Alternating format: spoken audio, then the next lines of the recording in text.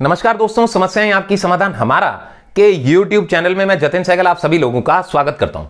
दोस्तों, हम निरंतर बात करते चले जा रहे हैं बृहस्पति महाराज के गोचर के बारे में, जो कि 6 अप्रैल सन 2021 को अपनी नीच राशि मकर को छोड़ करके कुंभ राशि में प्रवेश करेंगे और 14 सितंबर सन 2021 तक वो इसी राशि में रहेंगे। तो विभिन्न राशियों पर इसका क्या प्रभाव रहेगा, इसके बारे में हम बात कर रहे हैं। तो दोस्तों, अब बारी है मीन राशि के जातकों के लिए।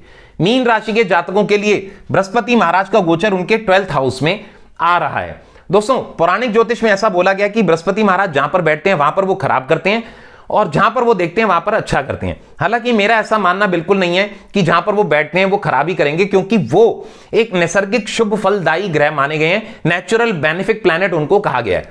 होता क्या है कि जब वो जिस भी घर में बैठते हैं उस घर के फलों को एक्सपैंड करते हैं। और आप जानते हैं कि जब कभी भी हमें किसी चीज को प्राप्त करना होता है, एक्सपैंड करना होता है, तो हमें एक्स्ट्रा एफर्ट्स लगाने पड़ते हैं। तो यही एक कारण रहा होगा। तो दोस्तों, मीन राशि के जातकों के लिए बृहस्पति महाराज का गोचर जो है उनके 12th हाउस में। 12th हाउस विदेश का भी है, हमारे घर की छत का भी है, हमारे बेडरूम का भी है, हॉस्पिटल का भी है, जेल का भी है। तो ऐसा हो सकता है कि यदि पहले से उनकी कुछ तबीयत वगैरह खराब चल रही थी या कुछ कोर्ट केस की वजह से कुछ फंसे हुए थे, जमानत नहीं हो रही थी, तो ऐसी संभावना है कि अब वो चीजें हो जाएंगी। हॉस्पिटल जेल से उनको छुटकारा मिलेगा। अगर हॉस्पिटल में एडमिट थे तो वो दूर होने की संभावनाएं उनके लिए बनेंगी। क्योंकि दोस्तों, बृहस्पति महाराज की 3 दृष्टियां होती हैं, 5वीं, 7वीं और 9वीं। वो भी आपको समझ में आ जाएगा।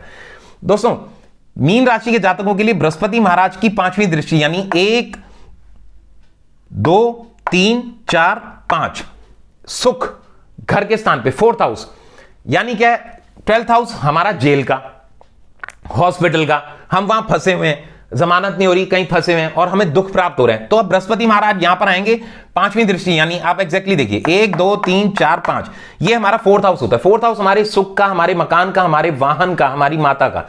तो यानी उनसे हम मिल पाएंगे, अपने घर में हम आ जाएंगे, सुखों की हमें प्राप्ति होगी। यदि कोई हमारा नया वाहन खरीदना है वो खरीद पाएंगे, घर का कुछ एक्सपेंशन कराना है हम वो कर सकते हैं, रेनोवेशन कराना है वो भी कर सकते हैं, या घर कुछ परिवर्तन करना है, अच्छी जगह पे जाना है तो वो भी संभावनाएं बनेगी।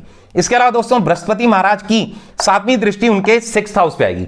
6th हाउस वही रोग, ऋण, शत्रु और कोर्ट कचहरी का होता है। तो ऑब्वियसली जब बृहस्पति महाराज की 7वीं दृष्टि यहां पर आएगी तो पहले से कोई रोग है उसको समाप्त करेगा, कोई कोर्ट केस है उसको दूर करेगा, कोई कर्जा पहले से चल रहा था उसको दूर करेगा। तो ओवरऑल में क्या हुआ, उनके लिए बहुत हेल्पफुल हो गया। इसके अलावा दोस्तों, बृहस्पति महाराज की 9वीं दृष्टि यानी 7, 8, 9 9वीं दृष्टि उनके 8th हाउस में।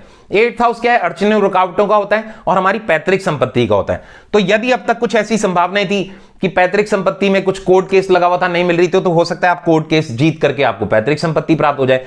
इसके अलावा क्योंकि अड़चनों रुकावटों का भी होता है, तो ऐसी संभावनाएं हैं जो अब तक अड़चने रुकावटें आ रही थी, चाहे वो तबीयत ठीक होने में, हॉस्पिटल के लिए, जेल के लिए, कोर्ट केस के लिए, कर्जे के लिए, किसी भी चीज के लिए, तो सारी ऑब्स्टेकल्स आपकी रिमूव हो जाएंगी और आप काफी हद तक विन सिचुएशन में आप जाएंगे। तो दोस्तों, ओवरऑल अगर देखा जाए तो ये बृहस्पति महाराज का गोचर आपके लिए शुभ फल ही लेकर के आ रहा है। परंतु जैसा मैंने हमेशा बोला दोस्तों, ये गोचर जो है वो केवल हमें डिलीवर करने आता है। सबसे पहले जो है हमारी जन्म कुंडली ही काम कर रही होती है, जो कि जन्म तिथि, जन्म समय, जन्म स्थान के अनुसार तैयार होती है।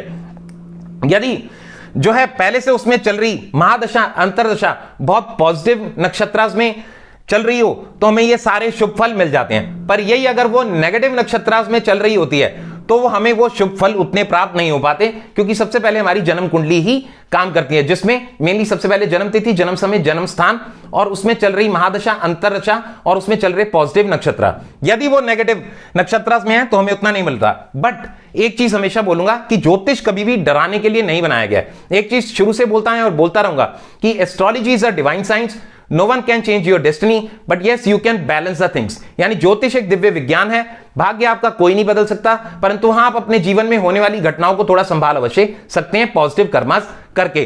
तो जितने भी मीन राशि के जातक हैं, यदि उनको ऐसा लगता है कि कुछ समस्याएं अभी भी आ रही हैं और समस्याएं बरकरार हैं, तो उनके लिए बहुत बढ़िया ये रहेगा कि वो हर बृहस्पतिवार को चने की दाल या बेसन या केले का दान किसी गरीब जरूरतमंद को यदि वो करते चले जाएंगे तो उनके लिए ये बृहस्पति का गोचर भी शुभ फल लेकर के आएगा। इसके अलावा आप कुछ अध्ययन करने के लिए पुस्तक यानी बुक भी किसी गरीब जरूरतमंद को दान करेंगे तो और भी अच्छा होता चला जाएगा। बाकी मेरी शुभकामनाएं मीन राशि के जातकों के साथ हैं। इसी के साथ मैं अपनी वाणी को विराम देता हूं। मैं जतिन सहगल, समस्याएं आपकी समाधान हमारा यूट्यूब चैनल। धन्यवाद।